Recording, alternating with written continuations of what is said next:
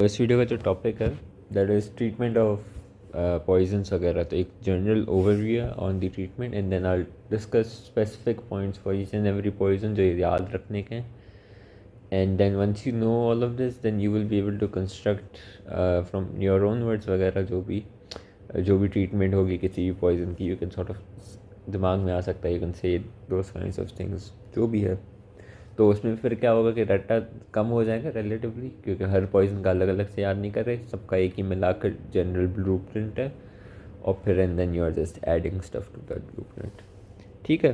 तो किसी भी पॉइजन की हम लोग तभी मैनेजमेंट कर रहे होते हैं तो देयर 5 थिंग्स जिनका ख्याल रखना होता है। सबसे पहला कि जो भी पॉइजन अभी एब्जॉर्ब नहीं हुआ उसको रिमूव कर दो।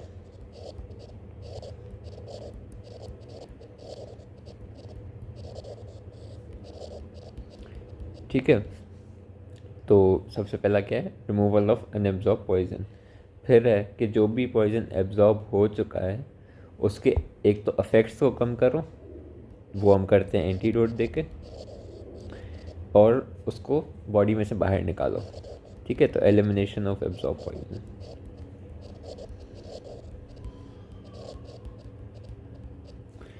उसके अलावा जो भी साइंस एंड सिम्टम्स एंटीडोट वगैरह देने के बाद रह गए तो उनको भी ट्रीट कर दो।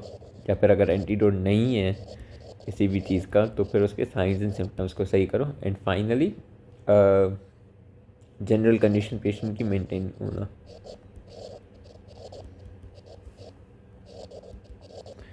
ठीक है। तो अब इसको ईच एंड एवरी वन को थोड़ा सा डेप्थ में डिस्कस करते हैं। तो सबसे पहला आता है रिमूवल ऑफ अनएब्जॉर्ब पॉइजन। अब रिमूवल ऑफ अनएब्जॉर्ब पॉइजन जो है उस पर डिपेंड करता है कि पॉइजन का राउट ऑफ एडमिनिस्ट्रेशन क्या है। अगर आईवी है तो usually what you do is tourniquet बांध देते हैं। उससे क्या होगा कि वो ऊपर नहीं जाएगा, सर्कुलेशन में नहीं जाएगा, तो फिर वो फैलेगा नहीं। Like the thinking buying tourniquet is this, all the tourniquet is more harmful, लेकिन अभी सिंस किताब में ये लिखा हुआ है तो वी कैन नॉट उसको नहीं कर सकते। ठीक है। अगर कोई पॉइजन इनहेल हो रहा है, ठीक है, तो उसमें क्या होता है कि आप उसको फ्रेश एयर दो, मतलब कि सोर्स ऑफ एक्सपोजर से निकाल कर फ्रेश एयर में लेकर आओ। अगर उससे भी काम नहीं पड़ रहा तो फिर ऑक्सीजन ट्रीटमेंट होती है, ऑक्सीजन थेरेपी होती है, आर्टिफिशियल रेस्पिरेशन, जिसमें 100% ऑक्सीजन या फिर 95% ऑक्सीजन ये दिए जाते हैं। ठीक है। अगर इंजेस्टेड है तो फिर इसमें या तो उल्टी करवा दो या तो गैस्ट्रिक लवाज। सही है। एंड देन अगर कॉन्टैक्ट है तो फिर उसको पानी वगैरह से वॉश कर दो।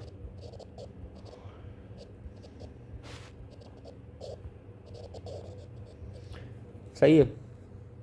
तो ये है इसका।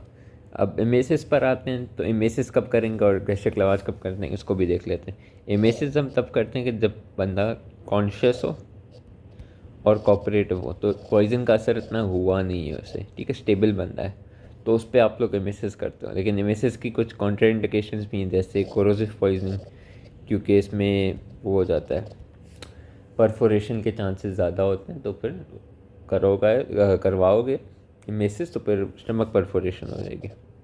उसके अलावा स्ट्राइचाइन पॉइजनिंग भी होती है। उसमें क्या होता है कि अगर आपने एमेसिस करवा दी तो फिर बंदा फिट्स वगैरह में चला जाता है, as far as I can remember. ठीक है। तो ये दो हैं। उसके अलावा भी हैं कॉन्ट्राइंडिकेशंस, लेकिन मेन कॉन्ट्राइंडिकेशन कोरोसिव है। उसके अलावा फिर आता है गैस्ट्रिक लवाज। गैस्ट्रिक लवाज 4 to 6 आवर्स के वक्फे में, लाइक इंजेक्शन के बाद 4 to 6 आवर्स गुजरे, उस वक्फे में बेस्ट मेथड गैस्ट्रिक लवाज है। कॉन्ट्राइंडिकेशन इसकी एमेसिस वाली ही है। इसमें पोजीशन लेफ़्ट लेटरल में रखते हैं। एंड फिर जो एनजी ट्यूब वाला मेथड होता है, एनजी ट्यूब वगैरह पास होता है, फिर स्टमक में जाता है, फिर उधर से एस्पायरेशन होती है, फिर वॉश करते हैं उससे। 500 ml water every half an hour से वॉश किया जाता है स्टमक को। ठीक है। तकरीबन 10 लीटर पानी लगता है इसमें, तो फिर बहुत वक्त लग, I think like that only like 5 hours तक इसका वॉशिंग का प्रोसेस चल रहा है। ठीक है। तो ये रिमूवल ऑफ अनएब्जॉर्ब पॉइजन है। फिर आते हैं एंटीडोट्स पे। एंटीडोट्स जो हैं वो स्पेसिफिक पॉइजन के अपने होते हैं। उनकी वैसे एक जनरल क्लासिफिकेशन होती है कि कुछ मैकेनिकल एंटीडोट्स होते हैं जो एब्जॉर्प्शन को कम करते हैं, ठीक है, जैसे चारकोल हो गया, मेन चारकोल है, और भी नाम याद रखते हैं तो बल्कि फूड, डेमिल्यूसेंस,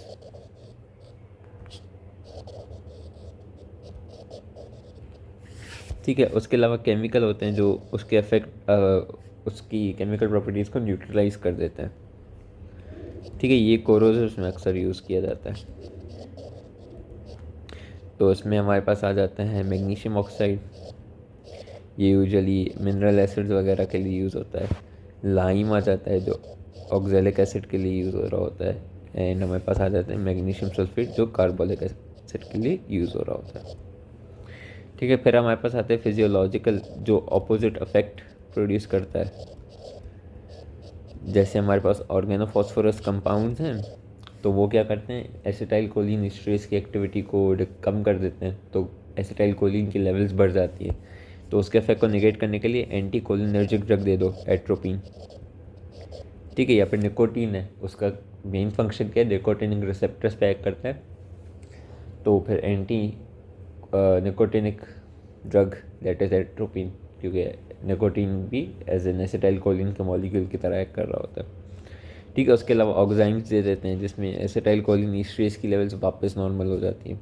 फिर हमारे पास आते हैं यूनिवर्सल एंटीडोट्स जो अलॉट ऑफ क्या कहते हैं पॉइजन में यूज़ किए जा सकते हैं। ये फिर इनमें से तीन में से किसी क्लास के हो सकते हैं, जैसे यूजुअली चारकोल है, मैग्नीशियम ऑक्साइड है, ये यूनिवर्सल एंटीडोट भी कहे जाते हैं क्योंकि मोर देन वन पॉइजन के लिए आप यूज़ कर सकते हो, ठीक है। फिर क्या कहते हैं उसको, एलिमिनेशन आ गई।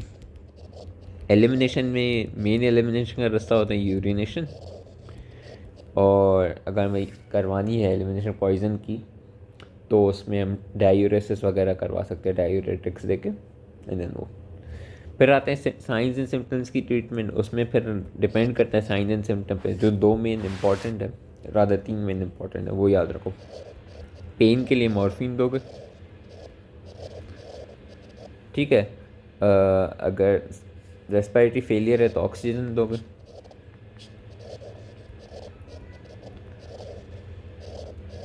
ठीक है। एंड अगर कन्वल्जन्स वगैरह हैं तो फिर यू विल गिव डायज़ेपाम या फिर बारबिटूरेट्स, ठीक है। इसमें फिर रेस्पिरेटरी फेलियर में ऑक्सीजन भी दे सकते हो, और एक रेस्पिरेटरी स्टिमुलेंट होता है कोमेरिन, स्पेलिंग में अब शायद मैं गलत लिख रहा हूँ, ठीक है।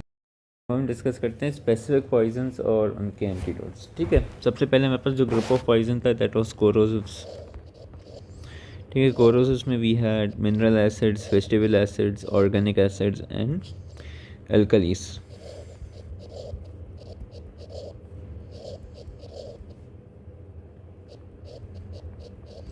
ठीक है। मिनरल एसिड्स सबका जो है वो एक ही है, दैट इज़ मैग्नीशियम ऑक्साइड, ठीक है। इसमें ऑब्वियसली एनजी ट्यूब वगैरह पास नहीं कर सकते हो क्योंकि ये कोरोसिव है, तो ये रप्चर वगैरह परफोरेशन करवा देगा, ठीक है। तो मेन इसका जो होता है that is magnesium oxide. Vegetable acids का क्या होता है कि हमारे पास दो हैं, एक इनहेल्ड फॉर्म होता है दैट इज़ हाइड्रोजन साइनाइड, और एक हमारे पास फॉर्म होता है पोटेशियम साइनाइड, ठीक है। दोनों की जनरल ट्रीटमेंट में हमारे पास हम लोग डाल देते हैं ऑक्सीजन, क्योंकि एक्सफिक्सिया वगैरह भी करवाते हैं। उसके अलावा हमारे पास आ जाता है कोम्यूरामीन, अगेन इसकी स्पेलिंग चेक कर लेना, linking on the spelling right now, ठीक है। बाकी इन दोनों की सेपरेट हमारे पास होती है ट्रीटमेंट। उसमें हमारे पास आ जाता है डाइकोबाल्ट टेट्रासीमेट, ठीक है। इसमें बेसिकली क्या होता है कि साइनाइड हम मेथीमोग्लोबिन बनाते हैं, फिर साइनाइड मेथीमोग्लोबिन से मिल जाता है, फिर उससे उन दोनों का कंपाउंड बन जाता है, तो साइनाइड ब्लड में से निकल जाता है। इसका ये बेसिक फंक्शन है। बाकी पोटेशियम साइनाइड में हम लोग आयरन या फिर फेरिक सल्फेट्स, फेरस सल्फेट्स जो हैं वो यूज़ करते हैं। इससे क्या होता है कि प्रेशियन ब्लू डाई बन जाती है साइनाइड के साथ मिलके, तो फिर वो अलग हो जाता है, ठीक है। तो ये इनके वो ट्रीटमेंट के ज़राए हैं। फिर ऑर्गेनिक एसिड्स आ जाता है। ऑर्गेनिक एसिड्स में हमने ऊपर डिस्कस किया था कि ऑक्जेलिक एसिड के लिए हमारे पास लाइम है, क्योंकि ये हमें कैल्शियम प्रोवाइड करेगा, तो हमारी बॉडी का कैल्शियम बच जाएगा, ठीक है। एंड कार्बोलिक एसिड के लिए हमारे पास मैग्नीशियम सल्फेट है। फिर अल्कलीज की बात आती है तो इनका कुछ इतना खास नहीं है, बस यही है कि एनजी ट्यूब नहीं यूज़ कर सकते, लेकिन आप कोई सॉफ्ट सा ट्यूब लो, ठीक है। उससे आप काम ये करो कि एसिड जैसे वीक एसिड जैसे लेमन हो गया, विनेगर हो गया, ऐसी चीज़ें वो ऐड करो ताकि न्यूट्रलाइज हो जाए अल्कली, ठीक है। मेन फंक्शन ऐसा होता है। फिर हमारे पास आते हैं इरिटेंट्स। इरिटेंट्स में हमारे पास जो इरिटेंट्स हमें डिस्कस करने थे, those are 3, right? Lead, mercury and arsenic, ठीक है। अब यूजुअली इरिटेंट्स के लिए 2 चीज़ें तो दोनों सब में आती हैं, एक एमेसिस या गैशक लवाज जो भी है वो तो है ही,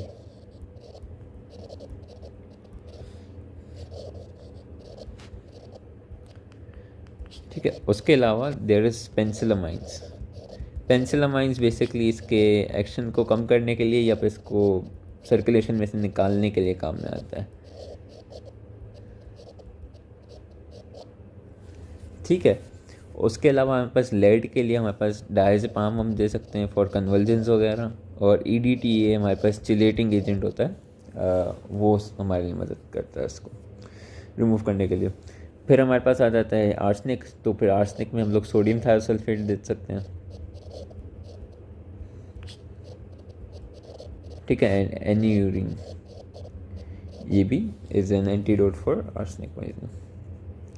फिर मर्क्यूरी में मेन जो है वो यही है, हमारे जो पेंसिलामाइंस हैं वो,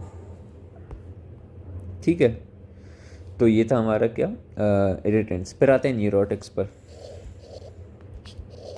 न्यूरोटिक्स में हमारे पास जो थे, वी हैड रेस्पिरेटरी डिप्रेसेंट्स, जिसमें वी हैड ओपियम जो सोमनिफेरस था, and we had what's it called alcohol and barbiturates जो इनेब्रिएंट्स है, ठीक है। उसके अलावा दूसरे इनेब्रिएंट्स में हमारे पास आ जाता है organophosphorus, and we had deliriants which was cannabis and cocaine, ठीक है। ओपियम का सारे ओपियोइड्स का एक ही है, दैट इज़ नैलोक्सोन, ठीक है। नैलोक्सोन बेसिकली क्या है, रिसेप्टर ब्लॉकर है, उन सब के इफेक्ट्स को कैंसिल आउट कर देता है। अल्कोहल बार्बिचरेट्स में हमारे पास अगर रेस्पिरेटरी डिप्रेशन है तो ऑब्वियसली यू विल गिव क्यूमिरीन, ठीक है। उसके अलावा हमारे पास जो आ जाता है अल्कोहल में, आप और भी चीज़ें दे सकते हैं जैसे vitamin B complexes, vitamin B1, vitamin B9, vitamin B6 and dextrose, ठीक है। तो ये अल्कोहल में हम लोग करते हैं। उसके अलावा वॉश वगैरह, चारकोल वगैरह वो भी यूज़ कर सकते हो क्योंकि इंजेस्टेड पॉइजन है, ठीक है। बार्बिचरेट्स में फिर आप वो यूज़ करोगे, क्यूमिरीन यूज़ करोगे एंड वॉश एंड नेमेसिस वगैरह करवाओगे। उसके अलावा IV वगैरह मेंटेन करना चाहते हो फॉर हाइपोटेंशन वगैरह तो वो मेंटेन कर सकते हो, ठीक है। ऑर्गेनोफॉस्फोरस का मैं पहले ही बता चुका हूँ, एट्रोपिन एंड ऑक्साइन। कैनबिस और कोकेन में हम लोग सिंस इसमें डिलेरियंट्स हैं, ये डिल्यूजन्स वगैरह ज़्यादा होती हैं, तो फिर इसमें हेलोपेरिडॉल देते हैं ताकि साइकोटिक एपिसोड्स कम हो जाएं, ठीक है। कोकेन का उसके अलावा हमारे पास बहुत सारे और भी इफेक्ट्स हैं, जैसे कन्वल्जेंस तो डायज़ेपाम दोगे, हाइपरटेंशन तो उसके लिए प्रोपेनोलॉल दे दोगे, हाइपरथर्मिया तो आइस बाथ करवा दोगे, ठीक है। तो ये ऐसे आ गया। फिर हमारे पास फाइनली आ जाते हैं कार्डियोटॉक्सिक्स और एक्सफिक्सिएंट्स। एक्सफिक्सिएंट्स की तो वही है, हमारे पास ऑक्सीजन दे दो, ठीक है, सिंपल इनफ। कार्डियोटॉक्सिक में वी हैड निकोटीन जो मेन है, उसमें उसका मैं बता चुका हूँ अफेक्ट निकोटीन का कोलिनर्जिक होता है, तो फिर हम लोग एट्रोपिन दे देते हैं एंटी कोलिनर्जिक करने के लिए, ठीक है। उसके अलावा डायज़ेपाम देना चाहो तो वो भी दे सकते हो फॉर कन्वल्जन्स वगैरह, एंड ऑब्वियसली वही रिमूवल वगैरह के लिए आपका मर्जी है वो कर दो। बाकी फिर मिसलेनियस आ जाते हैं। मिसलेनियस में we had paracetamol. Paracetamol this is important, इसका N-एसिटाइलसिस्टीन होता है। इसकी डोजेज देख लेना क्योंकि ये कभी कभी आ जाती है, N-एसिटाइलसिस्टीन की डोजेज क्या है। ठीक है। उसके अलावा वॉशिंग वगैरह, एमेसिस वगैरह ये करवा सकते हो, ठीक है। उसके अलावा भी है एम्फेटामिन। एम्फेटामिन का जो वो है, दैट इज़ अमोनियम क्लोराइड, ठीक है। तो this was all for antidotes वगैरह as well as the general treatment of the toxicology.